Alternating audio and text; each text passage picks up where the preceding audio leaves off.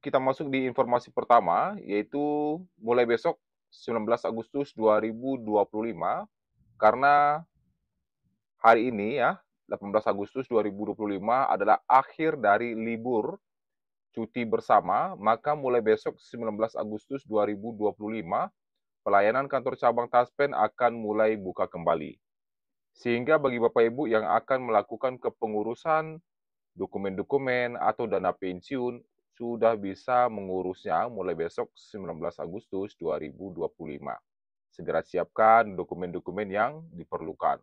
Apabila Bapak Ibu ada yang mengajukan mutasi bayar, yang mungkin pindah dari satu bank ke bank lain atau pindah dari kantor pos ke bank lain, itu bisa juga melalui mutasi kantor bayar.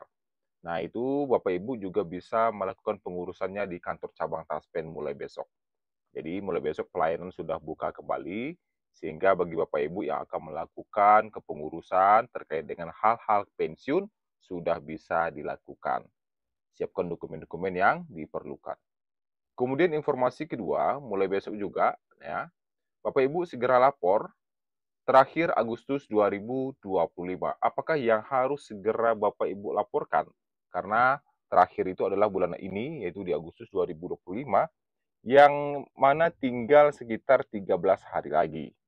Kita akan memasuki akhir dari Agustus dan memasuki bulan September. Adapun yang wajib Bapak Ibu lapor adalah SPTB, surat pengesahan tanda bukti diri yang wajib dilaporkan 1 tahun sekali. Bapak Ibu bisa melapor SPTB ini melalui situs TOS Taspen ya, atau langsung di aplikasi Andal. Nah, jadi bisa melakukan lapor ESPTB ini di aplikasi Andal. Dan wajib dilakukan 1 tahun sekali. Siapa saja yang wajib melakukannya? Nah, ini penjelasannya. Untuk pelaporan SPTB itu dilakukan 1 tahun sekali ya, dan penerima pensiun ini yang wajib lapor SPTB ini ada kriteria-kriterianya. Kriteria pertama yang wajib lapor SPTB itu adalah penerima pensiun janda atau duda yang mulai menerima gaji pensiun pada Dapem Induk dan susulan bulan April 2025.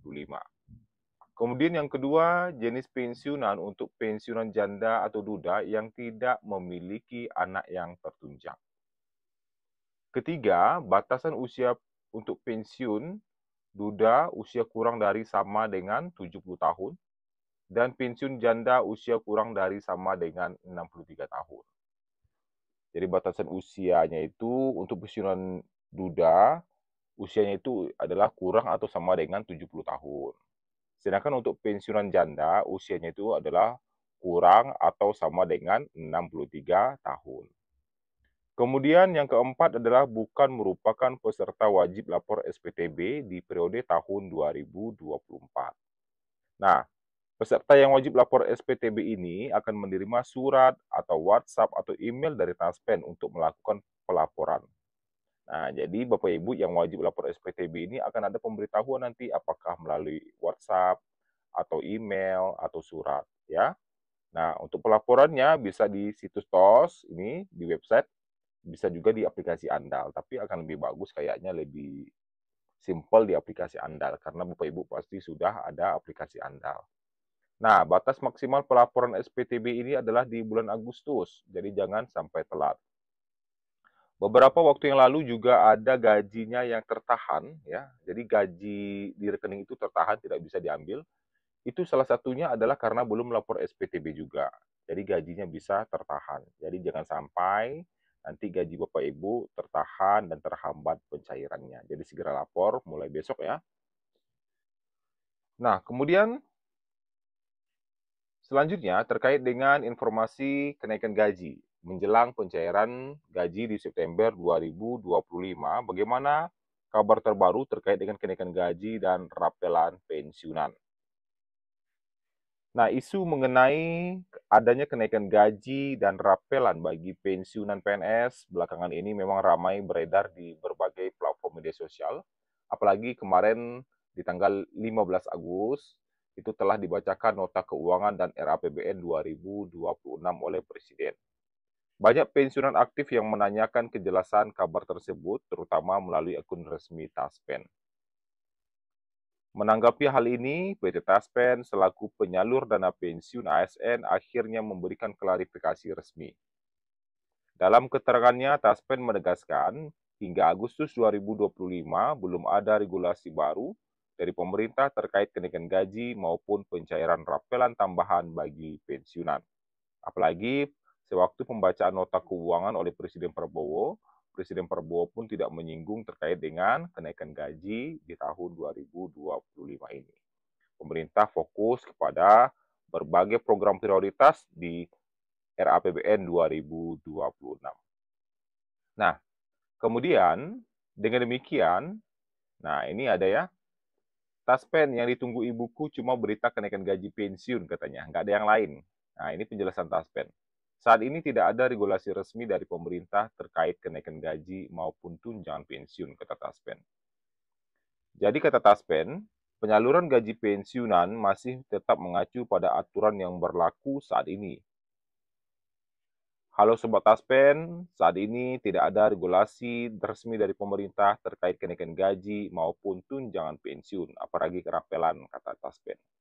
Jadi kata Taspen mohon informasinya yang diterima hanya dari website atau sosial media resmi Taspen. Nah, sebagai informasi, PP nomor 8 tahun 2024 telah menetapkan adanya penyesuaian gaji pensiun sebesar 12% bagi pensiunan PNS yang berlaku sejak Januari 2024 dan sudah dibayarkan sejak Maret 2024. Hingga kini, aturan tersebut masih berlaku tanpa adanya tambahan kebijakan baru. Dengan demikian, tidak ada tambahan kenaikan gaji atau rapelan baru yang akan dicairkan dalam waktu dekat ini, kecuali jika pemerintah mengumumkan regulasi resmi selanjutnya. Taspen juga menekankan bahwa informasi terkait pembayaran pensiun hanya sah apabila disampaikan melalui kanal resmi pemerintah maupun Taspen. Melalui klarifikasi ini, para pensiunan dihimbau agar lebih berhati-hati dan tidak mudah terpengaruh oleh isu-isu yang beredar di media sosial tanpa dasar yang jelas. Nah, sehingga untuk rincian gaji pensiun yang akan dicairkan sementara untuk bulan September 2025 nanti, untuk golongan 1 mendapatkan gaji mulai 1.748.096 sampai 2.256.700. Sedangkan untuk golongan 2 mendapatkan gaji mulai 1.748.096 sampai 3.208.800. Kemudian golongan 3 mendapatkan gaji pokok mulai 1.748.096 hingga 4.029.600 rupiah. Golongan 4 mendapatkan gaji pokok mulai 1.748.096 sampai 4.957.008 rupiah. Nah, ini ya, tertinggi itu ada di 4,9, ini belum termasuk tunjangan nih. Belum termasuk tunjangan suami istri, tunjangan pangan, tunjangan anak. Apabila sudah masuk itu, tentu gajinya tembus 5 juta lebih untuk golongan 4. Itu fantastis ya. Nah, itulah informasi kita pada hari ini. Terima kasih, semoga bermanfaat. Pantau terus perkembangan terbaru terkait dengan pensiunan. Kembali bersama kami di Prime Market Highlights. Pemirsa, Kementerian Keuangan mengusulkan tambahan anggaran untuk tahun anggaran 2026 menjadi 52,02 triliun rupiah. Ya, Suhasil menyebut tambahan anggaran ini untuk memenuhi kebutuhan strategis untuk melaksanakan tugas dan fungsi selaku pengelola fiskal. Kementerian Keuangan mengusulkan tambahan anggaran untuk tahun anggaran 2026 menjadi 52,02 triliun rupiah. Jumlah tersebut bertambah 4,88 triliun rupiah dari pagu indikatif awal sebesar 47,13 triliun rupiah.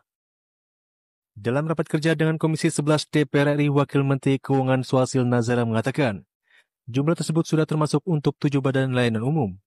Namun jika tidak menyatakan pagu indikatif BLU, pagu indikatif murni Kemenq pada tahun 2026 diusulkan senilai 41,64 triliun rupiah.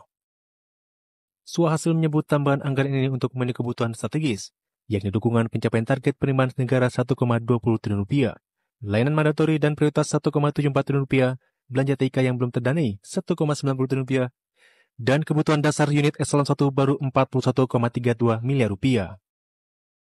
Mohon perkenan pimpinan dan anggota Komisi 11 DPR RI untuk dapat menyetujui pagu indikatif Kementerian Keuangan tahun anggaran 2026 sebesar 47 triliun 132 miliar 862 juta 219 ribu rupiah. Usulan tambahan anggaran Kementerian Keuangan tahun anggaran 2026 sebesar 4 triliun 884 juta 4 triliun 884 miliar 333 juta 425 ribu rupiah, dan sehingga totalnya adalah total pagu Kementerian Keuangan tahun anggaran 2026 adalah 52 triliun 17 miliar 195 juta 644 ribu rupiah. Adapun total anggaran 7 BLU di bawah Kementerian Keuangan dialokasikan sebesar 10,38 triliun rupiah di tahun 2026.